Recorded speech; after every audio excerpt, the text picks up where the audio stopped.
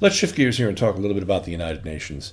They were all in New York for their conference week, and they were talking about immigration and ISIS, and a lot of talk but no action. And I fear that the refugee crisis might be dropping off the global radar because other headlines. You're right, and it shouldn't as well. I mean, we doubled the number to 500 migrants, and it seems as though the Pope visiting the USA took away all the media oxygen over the last week. And the fact is, we've still got these huge problems. I interviewed a guy who I've known for a number of years. His name is Steve Barrett. He's an activist in the USA, and he talked about the immigration experience. Chat a little bit about what some of these numbers mean, and in particular, I liked what you had on the Syracuse University piece. Well, the U.S. has had modest refugee import quotas, let's say, down under 50,000 a year. But with the situation in the Middle East and with the ongoing situation in Northern Africa and all the other sorts of areas that have political turmoil,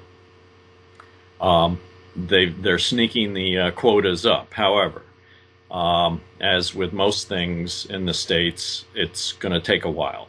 They don't just throw a switch and accept busloads or train loads or boatloads of emigres, political emigres, because the first words out of every Republican's mouth on this side of the ocean are, well, yeah, you're just going to be letting in, ISIS is just going to hide millions of trainees in the emigre group and send them to the United States so they can wreak havoc over there. People forget that the United States was founded by people who themselves were, in essence, political or religious emigres.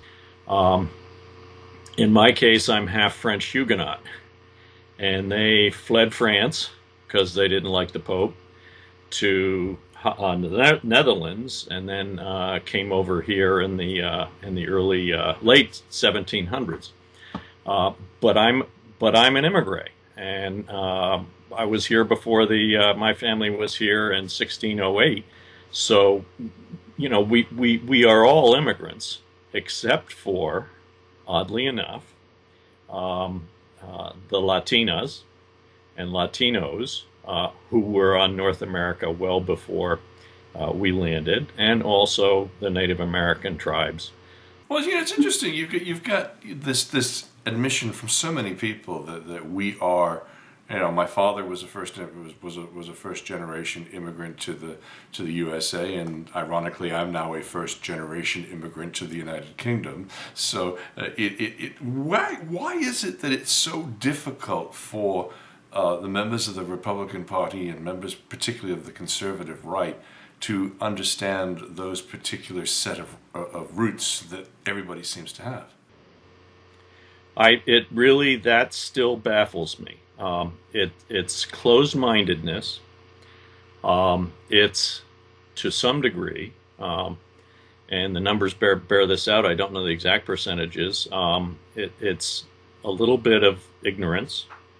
The fraction of college graduates in the red states is considerably lower than in the blue states. But also it's fear. And fear of lots of stuff. Fear of amalgamating foreign cultures. So I don't get the fear. I don't understand why there's so much passionate fear against others, particularly from the Middle East, and the Islamophobia and the hate. And it's not just bubbling under the surface, it's exploding, explosive hate. Is it just strictly because of 9/11? Well, of course, 9/11, the total reaction of the United States was aimed at, it's like if after Pearl Harbor we went off and attacked American Samoa instead of Japan. But also, I think it's totally a lack of sophistication and understanding. Maybe it's as you went from the States to Northern Europe, usually the first goal of every immigrant is to assimilate as fast as possible. The rate of graduation from high school in all these newly arrived is far higher than the rates in, let's say, an urban area in America.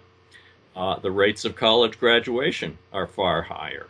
An aspirational nature to this, where everybody wants to do better, and there's a real hard work ethic that's at work here. It's just a refusal to be, and this is the interesting part about the Pope's arrival this week, is to see if some force or some person has a big enough club to whack the various entities who are intolerant along the side of the head, to get them to understand that the religious thing to do is be accepting and inclusive, and not the other way around.